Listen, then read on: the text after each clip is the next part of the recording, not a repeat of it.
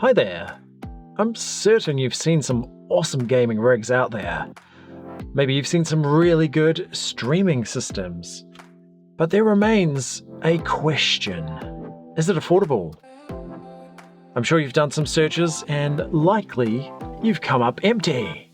It's really difficult to find the perfect gaming machine. Most of the time they just cost a small fortune. That's right, but I have some good news for you. You're in the right place. Right now we're going to go through and not show you a laptop. That's right, we're not going to do laptops because that doesn't make for a good gaming and maybe streaming computer. No offense to laptop owners, I'm sure they're really capable and definitely can do a lot of interesting things. But let's go for a machine. Is it a gaming machine? I'm going to say yes. If you want to do some gaming, you could absolutely do some gaming. Primary purpose, however, that bad boy is for streaming and 4K video recording and gaming. I can do all of it. Now, how much did it cost? That's the real question. Well, let me put a spin on it for you. It's actually not that expensive.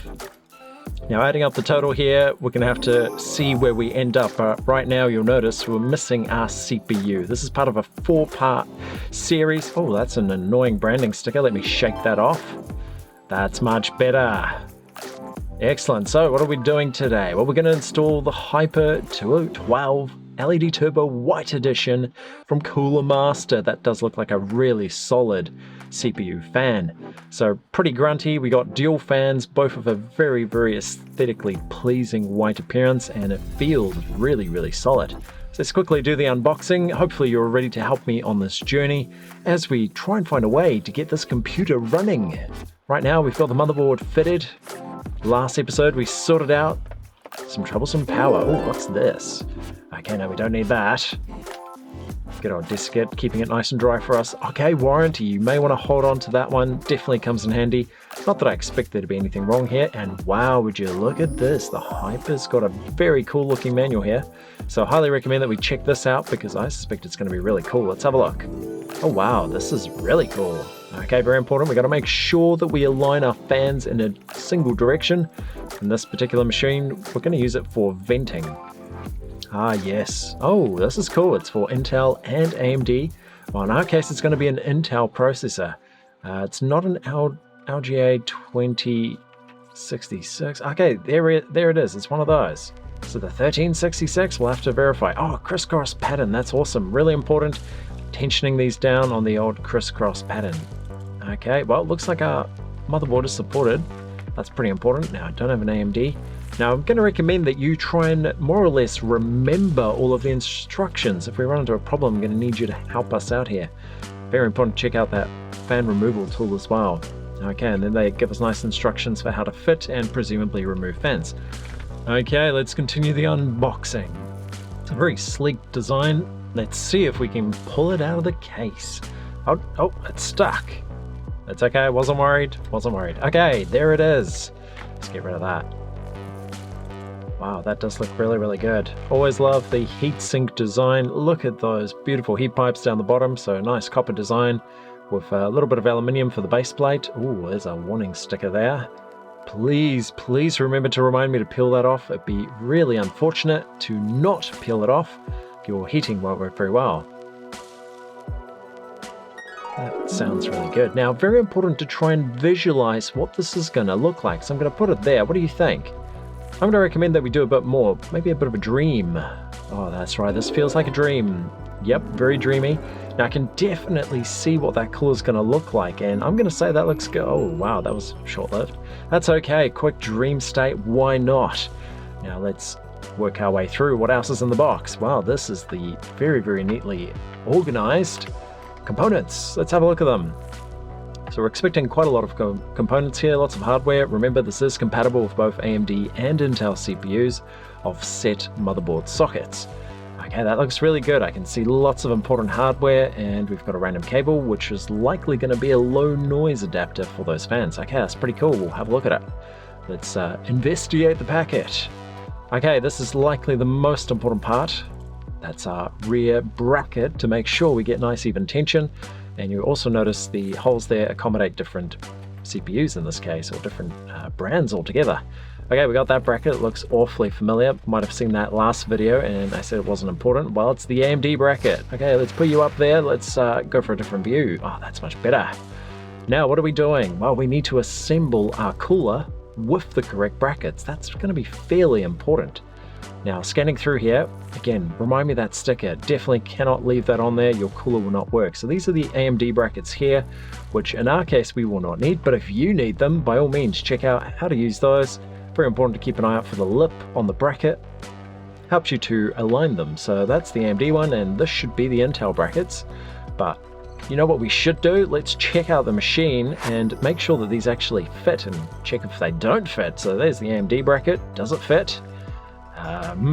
No, not even close. Far too long. Let me remove this. Slightly better view. No, definitely not going to work. So that's great. There's only one that's going to work, so we'll get rid of those. And let's switch to the Intel brackets. Okay, so we've got to check the orientation here, making sure that we get a very good seating fit. As far as I can tell, that's going to work flawlessly. Also checking for clearance on those capacitors. Now I assume there's an adapter, but so far that's looking really good. So definitely got to find the rest of the components here. Let's have a look. What else have we got? So very important to align these. You'll notice they only really fit one way around, which is great. But very important, get them the right way around. And there's our backplate again, nice lighting. Very important to scope this out as well. We do have to put in some studs to help with our CPU pressure, tensioning onto those bolts. Okay, this guy is really important. This is our fan removal tool, which is quite useful as well. Now, I've had some bad experiences with these. They don't normally work so well, so I tend to use a screwdriver. We'll see what I choose to use today. Look at this. This looks like some really handy thermal paste. Do we need it? Absolutely. So that should help to cool our CPU quite substantially, at least 30-degree reduction in temperatures compared to no thermal paste. Does anyone not run thermal paste? Hopefully you always run thermal paste. The only thing that'd be worse is running that sticker. That's right, we've got to remove that sticker. Okay, let's see if we can get these fans off. So feeling pretty sturdy, very, very nice fit here. They're not perfectly aligned out of the box. Probably want to have them equally matched. We'll work on that, but let's have a look. Going for the screwdriver. So be very careful here. In fact, I'm going to get you to be really focused here. I'm going to challenge myself not to damage the heat plates here. Hopefully I can pull this off. You'll have to keep an eye because I feel like this is very easy to do. So generally the tool's going to be the better way. I actually tried the tool and I couldn't quite get it to seat. These fans are really well wedged in, so I'm going to have to go for the screwdriver method. So keep that in mind, more than one method. Okay, that fan's looking really cool. Beautiful notes.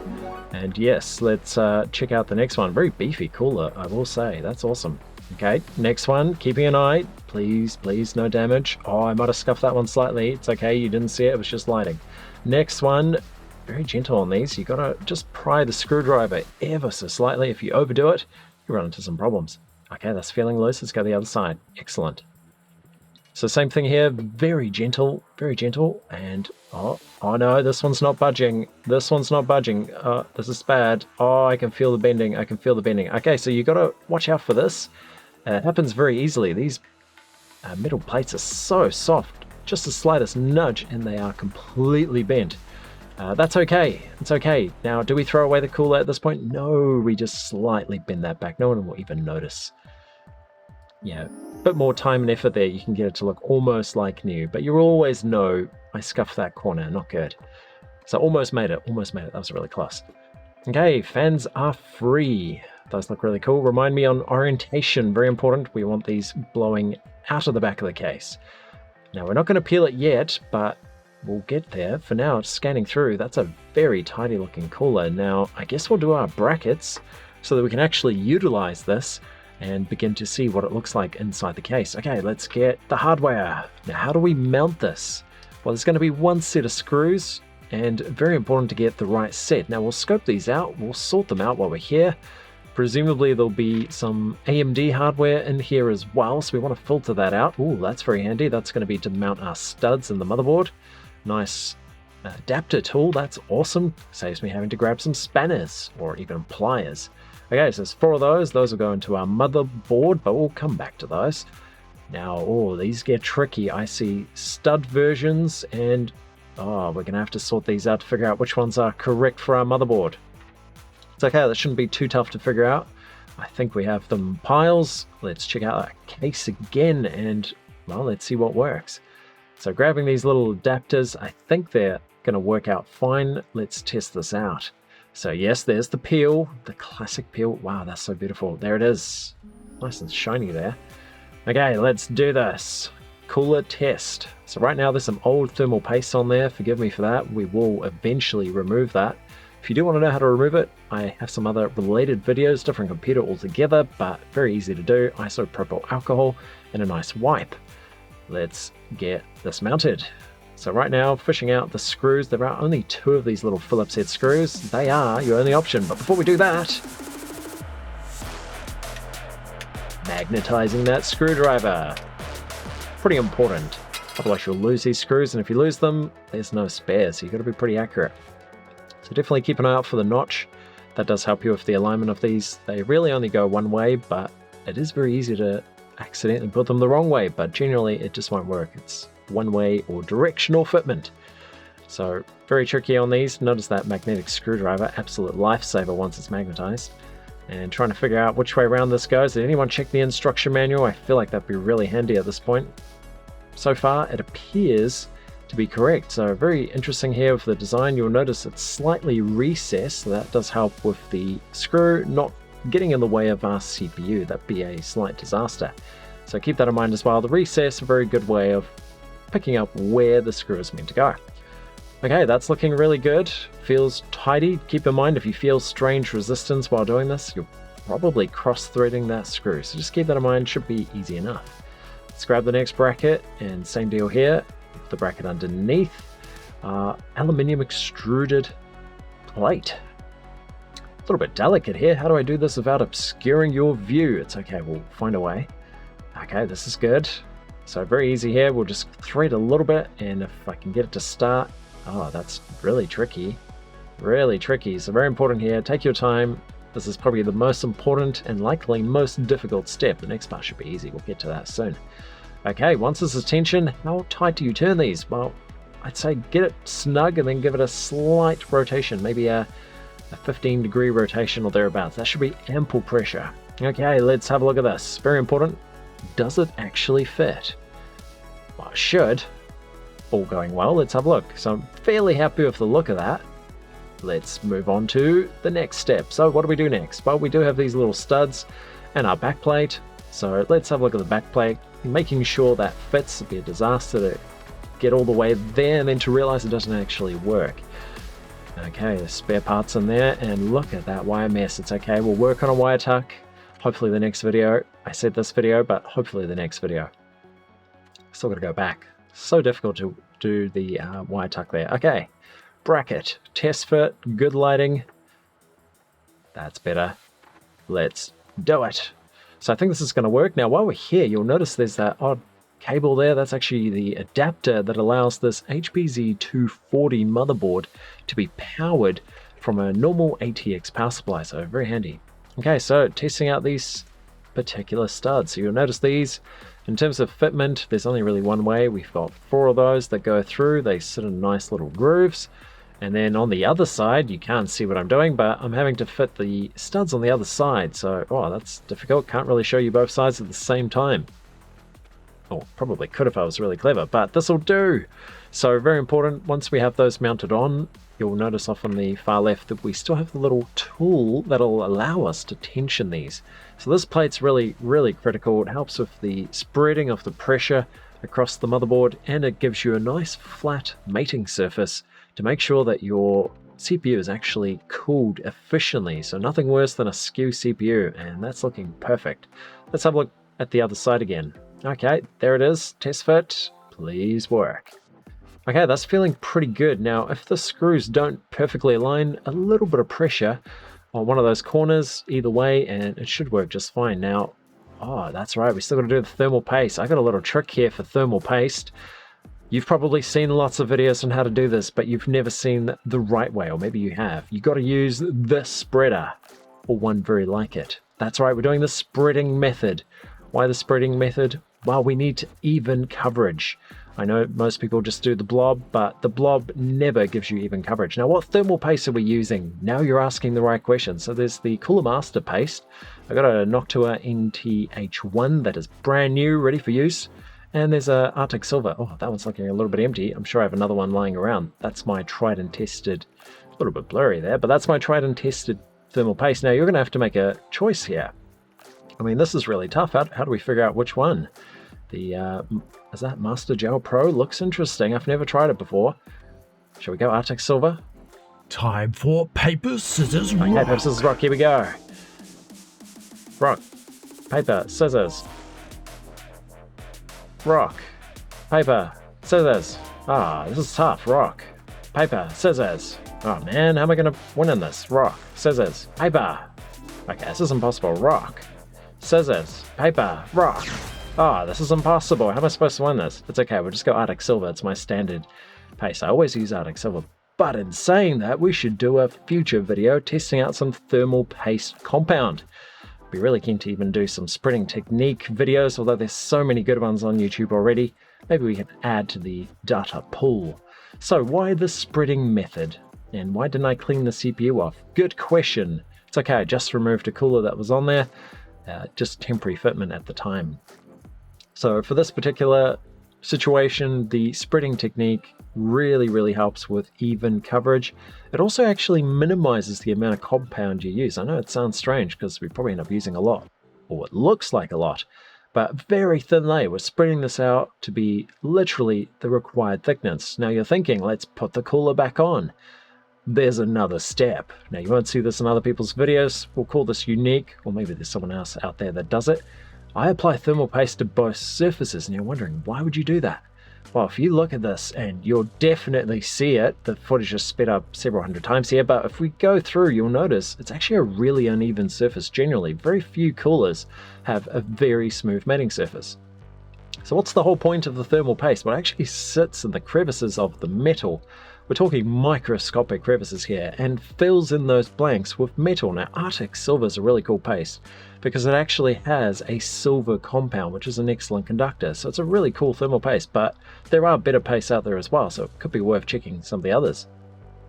Okay, let's do this secret little add on. Very important, put a little blob, smiley face, square, triangle, whatever your fancy is, in the middle, because that helps with air gaps.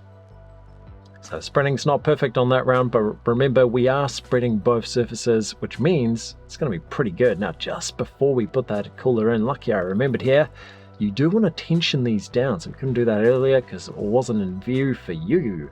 But let's quickly screw these down. So a little adapter allowing us to use a Phillips head. And again, just gentle pressure. Motherboard's fairly fragile. We don't want to stress it. Okay, this is good. Now this is the most important part. Notice the criss-cross pattern. I cannot stress the importance enough. You saw that in the instruction manual as well. It is to secure even pressure. And you'll notice here I give, is that about 2 full rotations, maybe 1 full rotation on each corner in a criss-cross pattern. Now that's really important to help with even tensioning.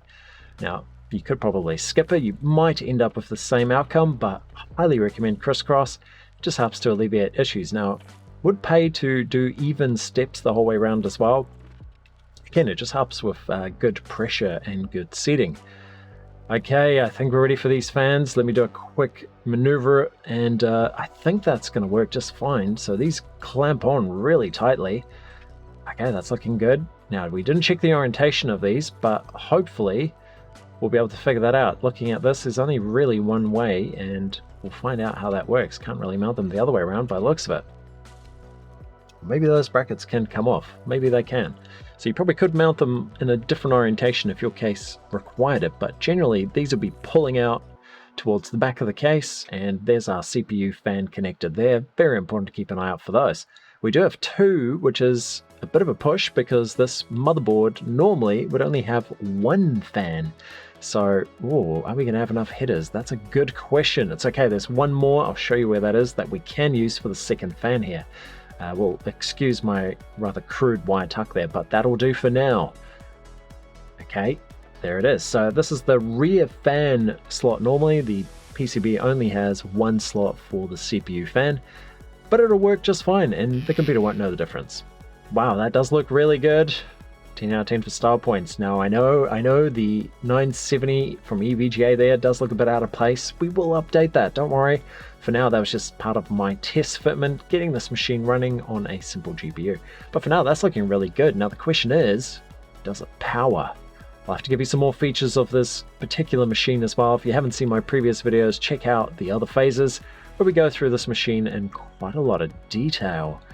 Okay, that's looking fairly good for the first version of this particular computer, and I think we're ready for the next phase. So what do we do next? Well, surely we boot this up. What do you think? I feel like that's fairly important. What else could we do? Well, very important to round off one little detail. Now, if you look really carefully, you might notice there's one thing that's not plugged in, and it's the most difficult component of a case swap. If we zoom right in on the top right corner, and you'll also see the cable hanging off to the side, that is going to be the most important cable left for us to do. We'll get to that one. Now at the back here, you will notice we have a rather large gap. That's because of our, I'm going to say, suboptimal but rather cheap GPU riser cable. So it was really useful, really cheap, but you may want to invest in a Lian approved proper GPU riser. Very important. Okay, this is looking good. Only one thing remains. Now, if you look off to the side here, let's grab a pointing device, screwdriver. You'll actually notice these motherboard screws here are critical for this process, and that 4-pin up there is really important. Gave me some trouble getting this machine running, so make sure you find a 4-pin from your power supply to support. We got our 3.1 adapter there for USB. We got our 2 power cables. We got a SATA connection down there, and a little NVMe, which is not actually mounted. That's suboptimal, but the factory Z240 case actually had a nice plate. And we also got this adapter here, which is going to give us 3 USB 3.0s and 1 USB-C, and obviously our 4 RAM modules right there. I believe these are 2100. I need to recheck that. 2133. Pretty fast generally. Yes, 2133 megahertz. Very important. Also be sure to check out the costing of this machine. The details there, all in US dollar. Okay, back of the case. What's cooking in here? Now, please close your eyes for a brief second. I know it's messy back here. This is the first draft. I will definitely come back and do a wire tuck, but for now, everything's there. I know it's messy. It's messy. It's okay. It's working. It's working. That's the key thing. So we do have a really difficult RGB setup here. Might be better to grab a case with a dedicated RGB controller, but for now, that one is a mess. Okay, yes, very important. Consider subscribing if you've enjoyed the content so far. Switch that ad off. Okay, let's jump into the final step. So there's a power connector that I mentioned earlier, critical, but for now we need to wire up. And if you haven't seen my last video, check that out. We go through this in quite a lot of detail, but this is the most important part of your case swap, being able to figure out the pinouts on these connectors. Now, for this particular motherboard, it was kind of tricky to find the pinouts. I did find one video on YouTube that actually outlined the process in an incredible amount of detail, so I highly recommend you check out the channel for that YouTuber. But right now we're working our way through. I've got the pinouts. I'll put a diagram up on the screen for your reference as well, should you want to transplant your Z240 into a different case. Now, there's a few other technical little hiccups that I've run into. We'll go through those very shortly, one of which is the cooler itself. So very tricky with these coolers. We'll go through one of the problems, but for now, getting these little plugs in, so little 2-pin adapters. We've got our positive facing towards the, shall we say, northern aspect, and just below the grounding point. So that's our diagram there. Notice the rotation of the motherboard, but very important to get all of these power connections on. I believe one of those USB 3.0 headers can remain completely empty. That's sort of a spare one in a different form factor, so that could be handy if you so desire. Okay, once that's all plugged in, it runs. Would you look at that? Beautiful. So we'll do a little bit of scenic B-roll here. We'll scan our way through. So pretty interesting process. Really, really cool being able to take this motherboard from its original case and turn it into something with a little bit of bling. Now the big question is, how does it perform? I mean, we've got a knock to a fan, we've got a 970, that's the GTX 970, which isn't the most outstanding graphics card, but they're still pretty capable. 1080p gaming with a smile, maybe not high settings, but they do relatively well. Now we do have a massive gap on the rear I/O. I don't have a bracket for that because it has been case swapped. It's integrated into the case, and a ginormous gap down the bottom because of a suboptimal GPU riser.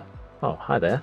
And that can be solved, but not easily. We may have to buy a Lian adapter. But before I do that, let's shine a bit of a light on the errors. That's right, post error. Now you can resolve these. In fact, there is, again, that really cool YouTuber's video that actually outlines how to hotwire these. So I'm not going to do that just yet. I'm just going to press the F1 key and bypass that problem altogether. But eventually, I think it's going to be really important to do a little bit of a wire, should we say a hot wire, to try and avoid that problem. So it's definitely possible. We just short a couple of pins and we bypass that error code. So relatively straightforward. Entering sleep mode. No, quick boot. Everyone's waiting. Okay, there it is. Protected by HB Sure Start. Lovely. No, we don't want to do a hard drive test. 2 minutes? You guys want to wait 2 minutes? No, we won't wait 2 minutes. Can we skip it? Okay, I'm going to cancel it. Forgive me. Absolutely forgive me. I know I shouldn't do this, but there's no need to test a new hard drive, is there? Or was that a memory test? Okay, we'll wait until after the video. We'll do it later. Okay, let's go through BIOS. So as you can tell, the computer's booting, which is lovely. We do have quite a lot of settings. There's the specifications. Have a quick look. That's a phenomenal amount of RAM. Do you see that? 32 gig. Okay, let's scan through. So one particular menu that I'm after here, likely the BIOS setup. We do want to check out the specifications here, making sure everything's detected correctly. There's a lot of PCI cards there as well. So scanning through here quickly, we'll make sure everything looks okay. This looks good. Boot options will be important. We will have to make sure, so we don't want CD-ROM boot, we don't even have one installed. We don't need network boot in this particular application, and everything else looks okay. Prompt for memory size change, that's a nice one to disable, why not? We'll leave the audio for now, and definitely need UEFI boot, and that boot order's looking okay. Prefer USB, that allows me to boot from a USB device if I need to do so, and we won't worry about the legacy boot for now, that's the older form factor. Okay, that's looking good. You can also change your startup delay for the booting. But right now, this should boot really quickly, minus that F1 error, but we'll deal with that. Anything else here that we can check? Yes, slot settings. Let's make sure all our PCI slots are detected.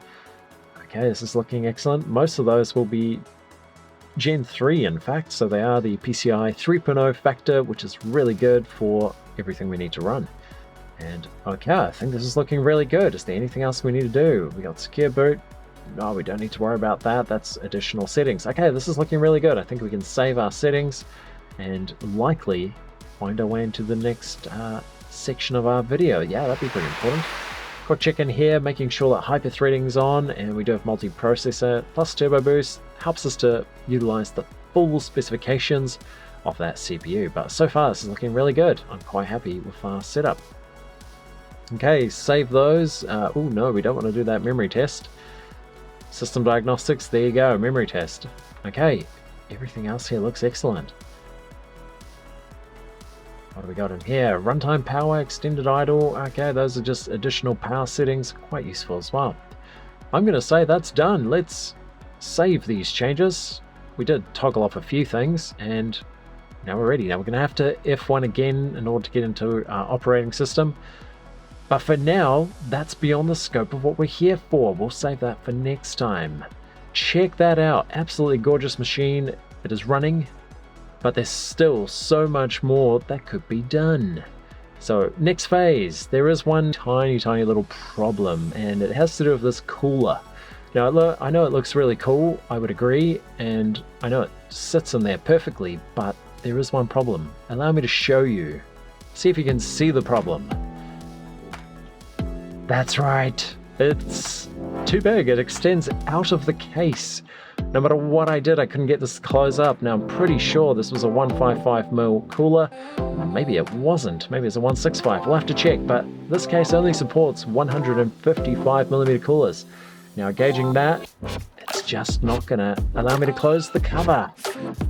Okay, so that does mean we need to fit a second cooler. So keep this in mind when you're buying your computer cases. It is critical to make sure that your CPU cooler is the right height and that it's supported by your case.